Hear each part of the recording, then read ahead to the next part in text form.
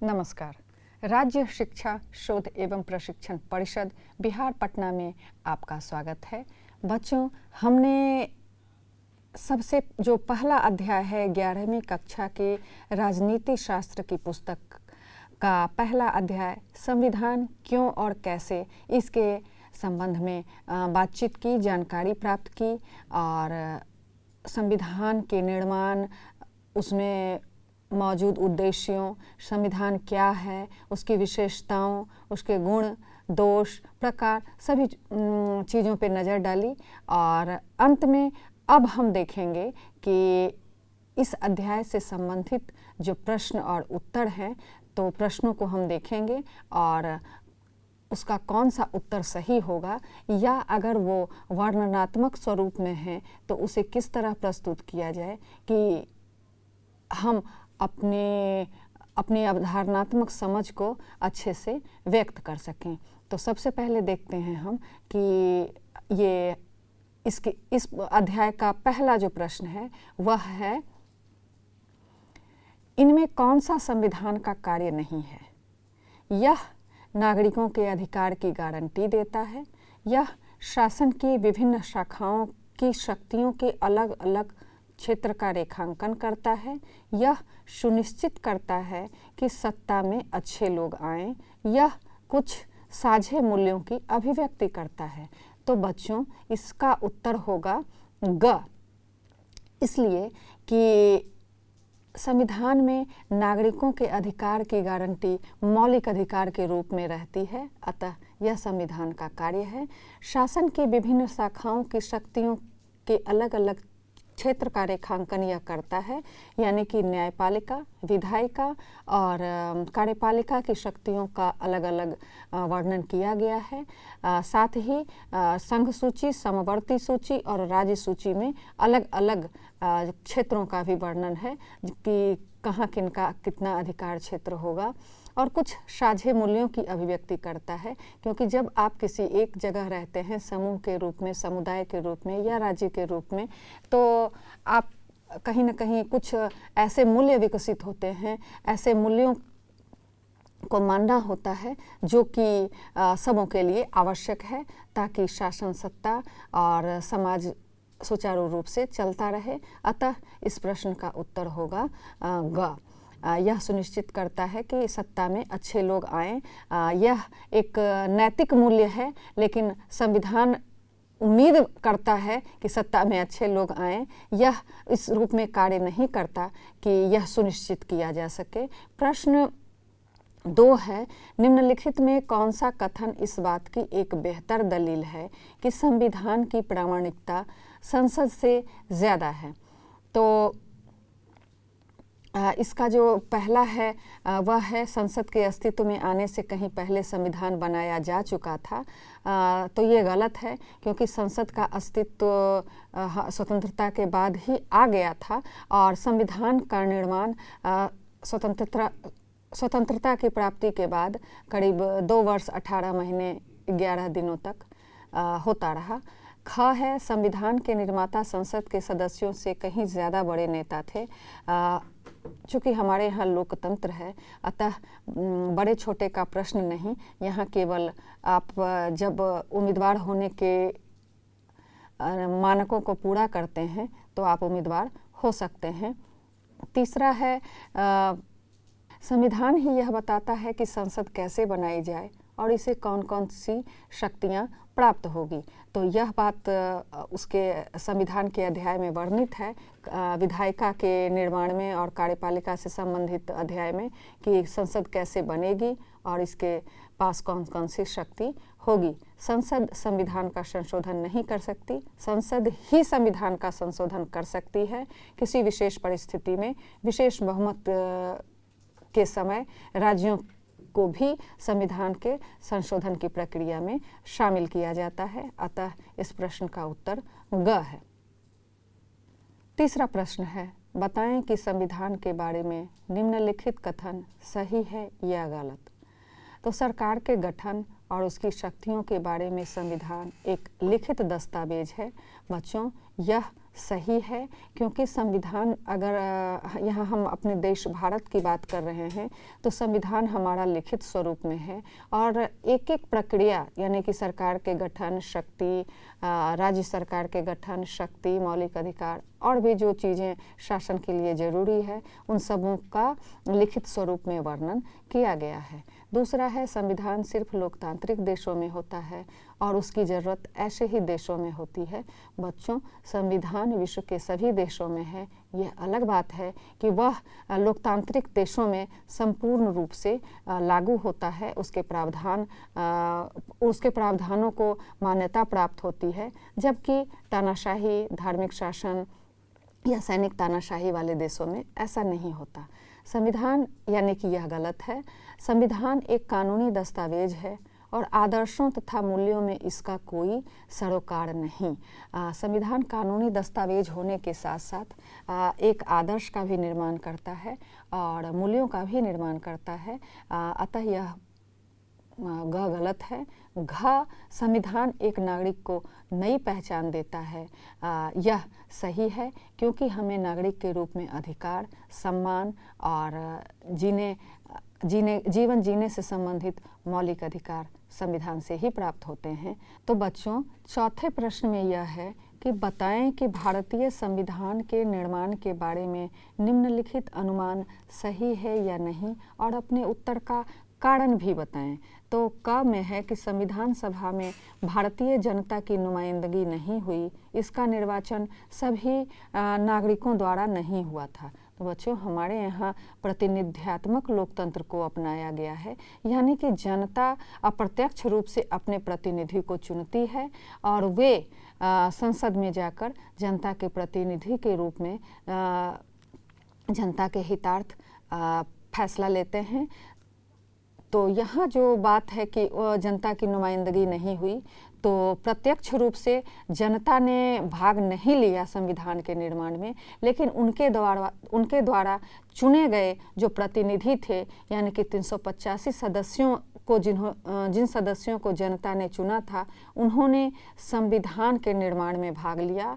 और तो इस प्रश्न को हम अगर सही नहीं मान सकते, क्योंकि अप्रत्यक्ष रूप में जनता की भागीदारी शामिल थी। ख है, संविधान बनाने की प्रक्रिया में कोई बड़ा फैसला नहीं लिया गया, क्योंकि उस समय नेताओं के बीच संविधान की बुनियादी रूपरेखा के बारे में आम सहमति थी। बच्चों, बड़ा फैसला लेने की बात जहाँ तक थी, तो संविधान के बनाने में जितने भी अनुच्छेद थे, जितने भी भाग थे, उन सभी पर बहुत ही लंबे समय तक विचार विमर्श किया गया, क्योंकि यह संविधान हमारे देश की विविधता को देखते हुए बनाया गया था। अतः संविधान की जो एक रूपरेखा बनाई गई थी, उस रूपरेखा पर एक विशद चर्चा हुई, बड़े पैमाने पर चर्चा हुई और तो जितने छोटे बड़े फैसले थे उन्हें विवाद के बाद ले लिया गया था। तो इस जो बिंदु है, इस पर हम इस तरह से कह सकते हैं कि संविधान बनाने की प्रक्रिया में जो जितने बड़े छोटे फैसले थे वो लिए गए और वाद विवाद के बाद जो रूपरेखा बनाई गई उस पर एक सहमति शामिल हुई, तभी संविधान अपने वर्तमान स्वरूप में आ पाया। अतः यह जो बिंदु है ख, ये गलत है, क्योंकि आम सहमति भी थी और सारे जो फैसले लिए गए उसमें बड़े फैसले भी शामिल थे। संविधान में कोई मौलिकता नहीं है, क्योंकि इसका अधिकांश हिस्सा दूसरे देशों से लिया गया है। यह भी सही नहीं है, क्योंकि संविधान में उन चीज़ों को दूसरे देशों से लिया गया है जिनके बारे में संविधान निर्माताओं को लगा कि इसका शामिल होना हमारे देश के हित में है। तो और मौलिकता की जहाँ तक बात है, तो जब हमने दूसरे देशों की अच्छे तत्वों को, अच्छी चीज़ों को अपने संविधान में शामिल किया, तो वो कोई चीज़ ही थी, जैसे मौलिक अधिकार थी, लोकतंत्र के संसदीय स्वरूप को हमने अपनाया। लेकिन अन्य जो बातें थी वो बिल्कुल ही मौलिक थी, क्योंकि हमारे देश इतना बड़ा देश है, इतना बड़ा ये लोकतंत्र है, जिसको चलाने के लिए जितने भी नियम कानून बनाए गए, जितने भी संविधान में अनुच्छेद शामिल किए गए, उनमें बहुत हद तक मौलिकता थी। अतः तीनों जो बिंदु हैं क, ख और ग सही नहीं हैं। क और ग सही नहीं है, ख सही है। भारतीय संविधान के बारे में निम्नलिखित प्रत्येक निष्कर्ष की पुष्टि में 2 उदाहरण दें। संविधान का निर्माण विश्वसनीय नेताओं द्वारा हुआ, उनके लिए जनता के मन में आदर था। कानूनविद डॉक्टर भीमराव अंबेडकर संविधान के प्रारूप समिति के अध्यक्ष थे। साथ ही हमारे प्रथम प्रधानमंत्री, प्रथम राष्ट्रपति और कई अन्य नेता, डॉक्टर सच्चिदानंद सिन्हा जो कि संविधान सभा के अध्यक्ष भी रहे, इन सबों का योगदान संविधान के निर्माण में रहा। इनके लिए जनता के मन में बेहद आदर था, क्योंकि इन लोगों ने एक बड़ा नाम आज़ादी के आंदोलन में कमाया था और जनता को ये विश्वास था कि ये नेता उनके हित के लिए ही सोचेंगे, उनके हित के लिए ही काम करेंगे। संविधान ने शक्तियों का बंटवारा इस तरह किया कि इसमें उलटफेर मुश्किल है।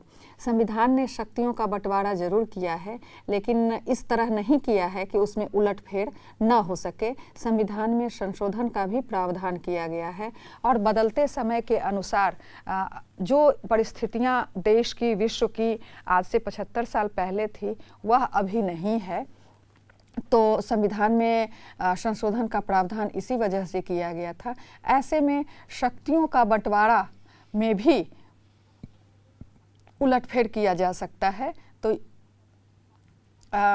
और तीसरा है, संविधान जनता की आशा और आकांक्षाओं का केंद्र है। ये बिल्कुल सही है, क्योंकि जनता जब भी कभी दुविधा में होती है या उसे लगता है कि उसके मौलिक अधिकार खतरे में हैं, तो वह एक निर्देश, एक समर्थन संविधान से ही प्राप्त करती है। छठे प्रश्न पे आते हैं, किसी देश के संविधान में शक्तियों और जिम्मेदारियों का साफ साफ निर्धारण क्यों जरूरी है? इस तरह का निर्धारण न हो तो क्या होगा? बच्चों, शक्तियों का निर्धारण और जिम्मेदारियों का निर्धारण हो जाने से देश और संघीय सरकार और राज्य सरकार के बीच किसी भी तरह के विवाद की गुंजाइश नहीं रह जाती।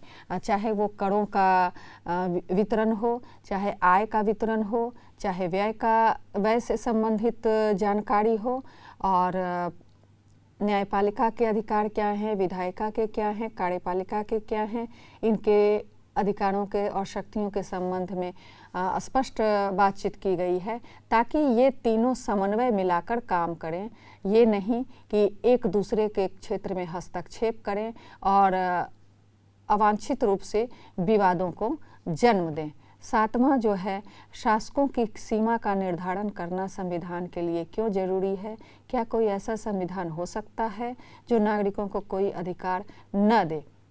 तो शासकों की सीमा का निर्धारण इसलिए जरूरी हो जाता है बच्चों कि अगर उन पर सीमा का निर्धारण न किया जाएगा तो वो लोकतांत्रिक व्यवस्था के शासक न हो सकेंगे, बल्कि एक व्यक्ति, एक दल या कट्टरपंथी समूहों का शासन हो जाएगा और वे जनता के लिए निर्णय लेने की बजाय अपनी सत्ता को बचाने के लिए निर्णय लेंगे और जनता के हित के लिए उतने अच्छे तरीके से नहीं सोचेंगे जितने अच्छे तरीके से एक लोकतांत्रिक सरकार सोचती है। और दूसरा जो भाग है इसका कि क्या कोई ऐसा संविधान हो सकता है जो नागरिकों को कोई अधिकार न दे? संविधान का निर्माण बच्चों हर देश में होता है, लेकिन अगर लोकतंत्र नहीं है उस देश में तो संविधान की प्रक्रिया का पूरी तरह से पालन नहीं हो पाता है। आठवां, जब जापान का संविधान बना तब दूसरे विश्व युद्ध में पराजित होने के बाद जापान अमेरिकी सेना के कब्जे में था। जापान के संविधान में ऐसा कोई प्रावधान होना असंभव था जो अमेरिकी सेना को पसंद न हो। क्या आपको लगता है कि संविधान को इस तरह बनाने में कोई कठिनाई है?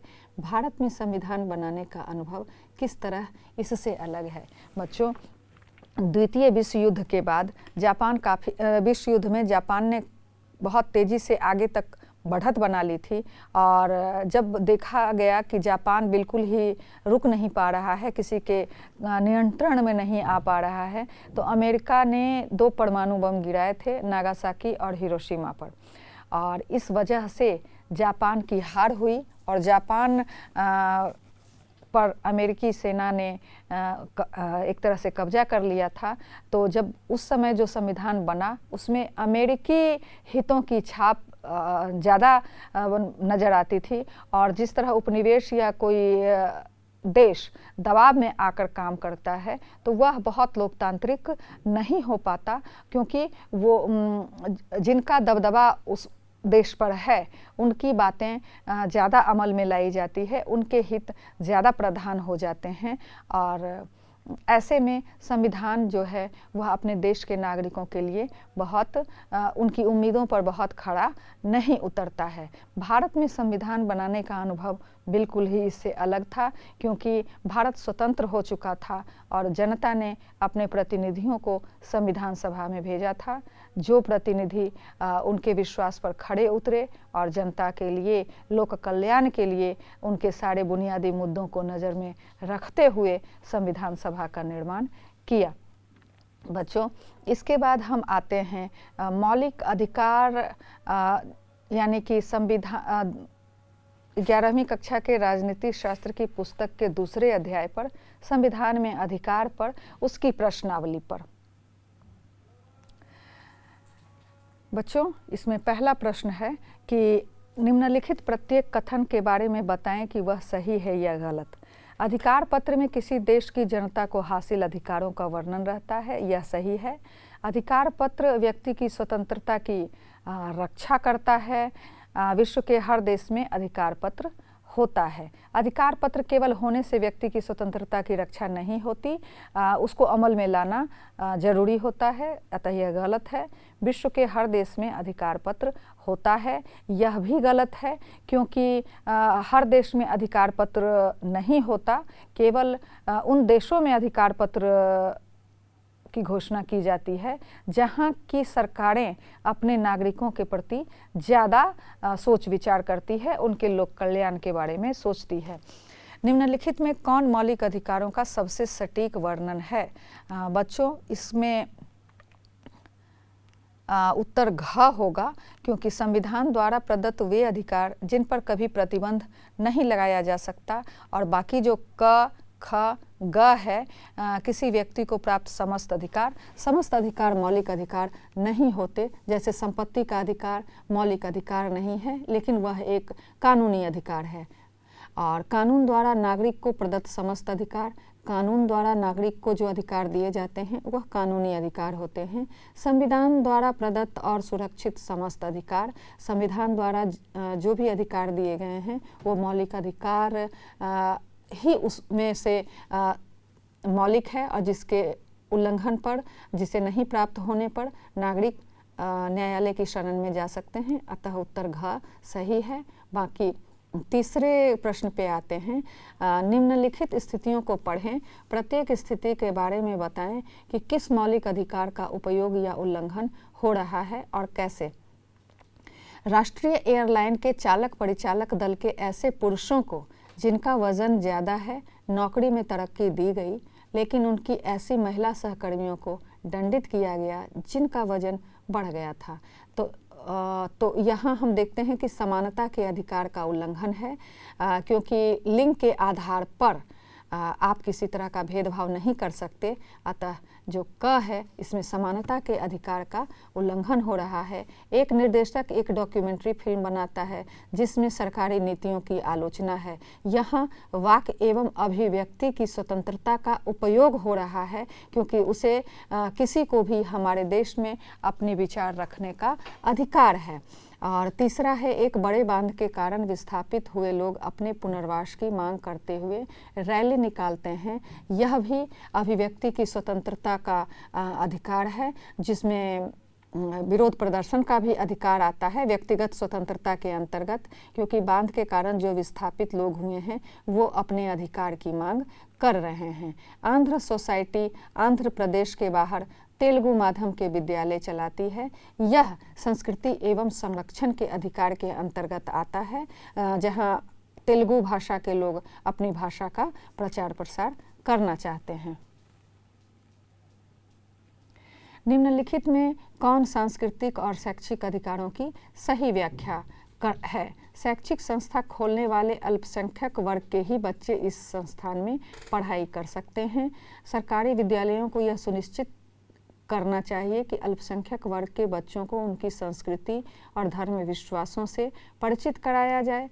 भाषाई और धार्मिक अल्पसंख्यक अपने बच्चों के लिए विद्यालय खोल सकते हैं और उनके लिए इन विद्यालयों को आरक्षित कर सकते हैं। भाषाई और धार्मिक अल्पसंख्यक यह मांग कर सकते हैं कि उनके बच्चे उनके द्वारा संचालित शैक्षणिक संस्थाओं के अतिरिक्त किसी अन्य संस्थान में नहीं पढ़ेंगे। यह सही व्याख्या नहीं है। जो घ है बिल्कुल सही नहीं है।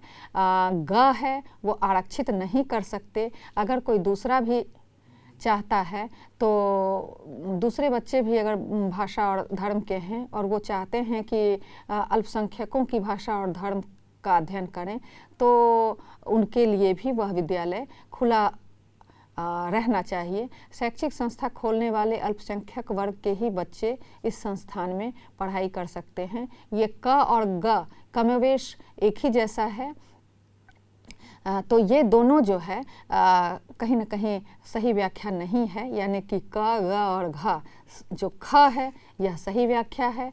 अब आते हैं हम 5वें प्रश्न पर। इनमें कौन कौन मौलिक अधिकारों का उल्लंघन है और क्यों? न्यूनतम देय मजदूरी नहीं देना, यह जो है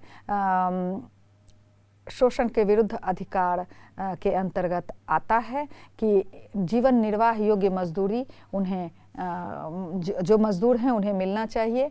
और अगर आप न्यूनतम मजदूरी नहीं दे रहे हैं तो कहीं ना कहीं इसका उल्लंघन कर रहे हैं। इसलिए का जो है यह शोषण के विरुद्ध अधिकार जो है उसके अंतर्गत आता है। किसी पुस्तक पर प्रतिबंध लगाना यानी अभिव्यक्ति की स्वतंत्रता पर प्रतिबंध लगाना है। और 9 बजे रात के बाद लाउड स्पीकर बजाने पर रोक लगाना यह व्यक्तिगत स्वतंत्रता का उल्लंघन है, क्योंकि अगर आपकी स्वतंत्रता तभी तक है जब तक आपके किसी कार्य से दूसरे को बाधा नहीं पहुंचती हो, यानी कि युक्ति युक्त ये नहीं है, उचित नहीं है। भाषण तैयार करना, अगर भाषण तैयार किया जा रहा है तो तैयार करने का अर्थ है खुद के लिए अगर आप तैयार कर रहे हैं तो यह व्यक्तिगत स्वतंत्रता के अंतर्गत या अभिव्यक्ति की स्वतंत्रता के अंतर्गत आता है। लेकिन वही भाषण जब आप किसी दूसरे के लिए तैयार कर रहे होते हैं तो यह अभिव्यक्ति की स्वतंत्रता का उल्लंघन है। गरीबों के बीच काम कर रहे एक कार्यकर्ता का कहना है कि गरीबों को मौलिक अधिकारों की ज़रूरत नहीं है। उनके लिए ज़रूरी है यह है कि नीति निर्देशक सिद्धांतों को कानूनी तौर पर बाध्यकारी बना दिया जाए। क्या आप इनसे सहमत हैं? अपने उत्तर का कारण बताएं। बच्चों, मौलिक अधिकारों के अंतर्गत जितनी भी बातें हैं वह हमें जीवन जीने के अधिकारों को मूल रूप से प्रवर्तित करता है। जीवन जीने के जो मूल अधिकार हैं वह हमें देता है और नीति निर्देशक सिद्धांत में शामिल लगभग सभी चीज़ें मौलिक अधिकारों में है। और नीति निर्देशक सिद्धांतों को अगर कानूनी तौर पर बाध्यकारी बना दिया जाता है तो कई जो हमारे देश में राज्य हैं वो विकसित अवस्था में हैं, वहाँ जो चीज़ें लाभकारी होगी वो हो सकता है कि अगर किसी छोटे राज्य में या जो राज्य पिछड़ा हुआ है, साधनहीन है, वहाँ लाभकारी न हो, क्योंकि हर राज्य की जो सीमाएं हैं उसके आय व्यय के जो साधन हैं वो बिल्कुल ही अलग हैं। अगर कोई राज्य उद्योग धंधे व्यवसाय में आगे है तो जाहिर है कि उसके यहाँ की ज़रूरतें उस पिछड़े राज्य की बनिस्बत अलग होगी। अगर हम महाराष्ट्र राज्य की कल्पना में मिजोरम को फिट करें तो यह सही नहीं होगा। अतः नीति निर्देशक सिद्धांतों में जो भी बिंदु शामिल किए गए हैं उनमें से ज़्यादातर मौलिक अधिकारों में शामिल हैं और यह एक निर्देश की तरह रहे, सुझाव की तरह रहे, यही बेहतर होगा। अनेक रिपोर्टों से पता चलता है कि जो जातियां पहले झाड़ देने के काम में लगी थी उन्हें अब भी मजबूरन यही काम करना पड़ रहा है। जो लोग अधिकार पद पर बैठे हैं वे इन्हें कोई और काम नहीं देते, इनके बच्चों को पढ़ाई लिखाई करने पर हतोत्साहित किया जाता है। इस उदाहरण में किस मौलिक अधिकार का उल्लंघन हो रहा है? इसमें समानता के अधिकार के अस्पृश्यता का अंत और भेदभाव, जो जाति आधारित भेदभाव है, यानी कि धर्म, मूल वंश, जाति, इनके आधार पर जो भेदभाव है, इसके उन्मूलन की बात है, इस आधार पर भेदभाव नहीं करने की बात है। तो इस मौलिक अधिकार का उल्लंघन हो रहा है। साथ ही बच्चों को पढ़ाई लिखाई पर हतोत्साहित करना अनुच्छेद 21A यानी कि शोषण के विरुद्ध अधिकार में शामिल किया गया था, इसका भी उल्लंघन हो रहा है। 8वां जो बिंदु है, एक मानवाधिकार समूह ने अपनी याचिका में अदालत का ध्यान देश में मौजूद भूखमरों की स्थिति की तरफ खींचा। भारतीय खाद्य निगम के गोदामों में 5 करोड़ टन से ज़्यादा अनाज भरा हुआ था। शोध से पता चलता है कि अधिकांश राशन कार्डधारी यह नहीं जानते थे कि उचित मूल्य की दुकानों से कितनी मात्रा में वे अनाज खरीद सकते हैं। मानवाधिकार समूह ने अपनी याचिका में अदालत से निवेदन किया कि वह सरकार को सार्वजनिक वितरण प्रणाली में सुधार करने का आदेश दे। इस मामले में कौन कौन से अधिकार शामिल हैं, ये अधिकार आपस में किस तरह से जुड़े हुए हैं? प्रश्न 8 में जो अभी हमने बताया कि मानवाधिकार समूह ने याचिका दी, तो याचिका में आपके अभिव्यक्ति की स्वतंत्रता की बात आ जाती है और संवैधानिक रिट की भी बात आ जाती है कि अनाज होने के बावजूद लोगों को नहीं मिल पा रहा है। तो ऐसे में न्यायालय परमादेश जारी कर सकता है कि जो भी वितरण प्रणाली है उनके द्वारा ज़रूरतमंदों को अनाज दिया जाए। और याचिका का अर्थ है कि आप इसी याचिका के आधार पर वो परमादेश रिट जारी किया जाएगा, यानी कि संवैधानिक उपचारों का अधिकार इसमें शामिल है। साथ ही साथ अपने मौलिक अधिकारों के विरुद्ध अगर हमें वो प्राप्त नहीं है तो उसके विरोध में हमें न्यायालय की शरण में जाने का अधिकार है। यह भी स्वतंत्रता के व्यक्तिगत अधिकार में शामिल है और ये अधिकार यानी कि रोटी, कपड़ा और मकान हमारे अधिकार का एक अंग है। बच्चों, बिंदु 9 पर बातचीत हम नहीं करेंगे क्योंकि यह अभी असंगत है। प्रश्न 10 पे आते हैं और हम बात करते हैं कि कौन सा मौलिक अधिकार सबसे ज़्यादा महत्वपूर्ण है। तो समता का अधिकार, वैसे तो सारे अधिकार जो हैं वो बेहद महत्वपूर्ण है, लेकिन संवैधानिक उपचारों का जो अधिकार है अगर वह ना हो तो बाकी हमारे सारे मौलिक अधिकार जो है वह खतरे में आ जाएंगे। और इसमें 5 बिंदुओं पर जो हमने बताया था कि परमादेश, प्रतिषेध, उत्प्रेषण, अधिकार परीक्षा और बंदी प्रत्यक्षीकरण, रिट जारी करने का अधिकार जो है यह सभी मौलिक अधिकारों के ऊपर भारी पड़ता है। अगर यह नहीं होगा तो हमारे मौलिक अधिकार खतरे में होंगे। तो बच्चों, इस अध्याय में हमने अध्याय 1 और 2 दोनों के ही प्रश्नों का तर्कसंगत विवरण देने का प्रयास किया है।